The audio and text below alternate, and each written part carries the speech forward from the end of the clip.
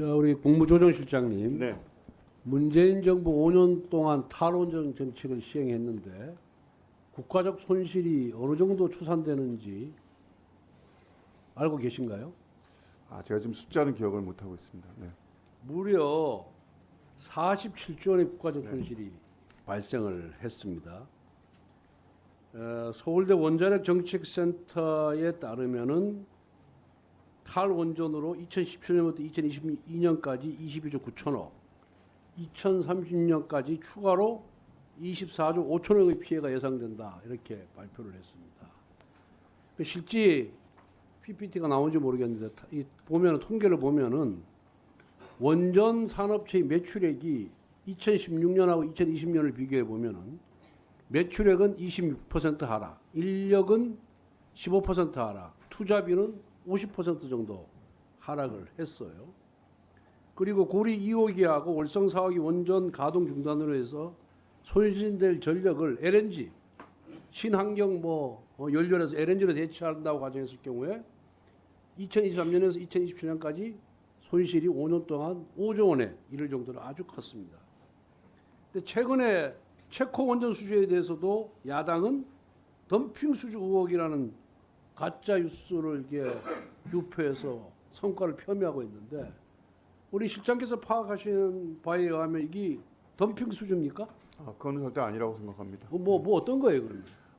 체코 원전을 함에 있어서 프랑스하고 중국하고 그다음에 우리 대한민국의 원전이 경쟁을 한 거고요. 거기에서 가격 경쟁력이라든가 그다음에 그 납기의 납기를 맞추는 능력이라든가 이런 것들 종합적으로 감안을 해서 체코가 저희가 원전 수출을 한 거 있고 이 부분에 있어서는 사실 어떻게 보면 새로운 시장을 개척한 굉장히 획기적인 성과라고 그렇죠. 생각합니다. 이게 국가적 이익이 다담에도 불구하고 이게 당파적 이익을 갖고 국가적 이익을 덮으려고 하는 그런 시도가 아닌가, 저는 그렇게 보고 있고요. 근데 유럽의 국가들이 원래 탈원전 국가에서 유럽 대다수의 국가들이, 예. 그런데 지금은 이제 원자력 발전이 청정에너지원이다 이렇게 하면서, 그리고 가장 저렴하고 효율적인 방법이다, 이런 판단하에서 다시 이제 탈원전 국가에서 이제 원전 국가로 복귀하고 있죠. 네. 스위스, 스웨덴, 프랑스, 영국에 의해서 1호 탈원전 국가가 이탈리아예요. 네. 근데 이태리도 원전 복구 선언했고, 우리 가까운 베트남도 원전 폐기 계획에 대해서 재검토에 착수를 했어요. 앞으로 AI, 데이터 센터 이런 급성장으로 이래가지고 전력 수요가 어마어마하게 지금 들어가고 있는 그런 형편입니다. 제가 저녁을 먹으면서 어느 업체하고 대화를 나눠보니까 자기들도 새로운 공장을 지었는데 한전으로부터 전력 공급 계약을 못 맺어가지고 지금 가동을 못하고 있는 그런 실정이랍니다. 그 못해주는 이유가 뭐냐니까 전력을 필요로 하는데 너무 많다 보니까 수도권에는 제대로 못해주겠다, 이런 실정이에요. 그래서 이런 체코 원전 수주는 이 정부의 큰 업적이고 큰 공적이에요. 여기에 대해서 그 효과, 그 다음에 고용 효과, 이런 경제적 효과, 이런 부분에 대해서 정부에서 좀 더 적극적으로 국민들에게 설명을 할 필요가 있다, 이렇게 생각하는데 어떻습니까? 예, 그렇게 하도록 하겠습니다. 왜냐 그러냐면은 에너지 산업이 모든 사람이 기본이고 토대입니다. 얼만큼 저렴하고 안정적인 에너지를 공급하느냐에 따라서 그 나라의 그런 국가 경쟁력, 산업 경쟁력이 결정이 되는 거예요. 그리고 이게 바로 민생 대책입니다. 그렇기 때문에 이 에너지 정책 전환 문제에 대해서는 정부가 적극적으로 나서야 된다, 이렇게 생각하는데 어떤가요? 예, 옳으신 말씀입니다. 그런데 이제 원전 감독법이라는 거 아세요? 잘 모르겠습니다. 네. 2015년에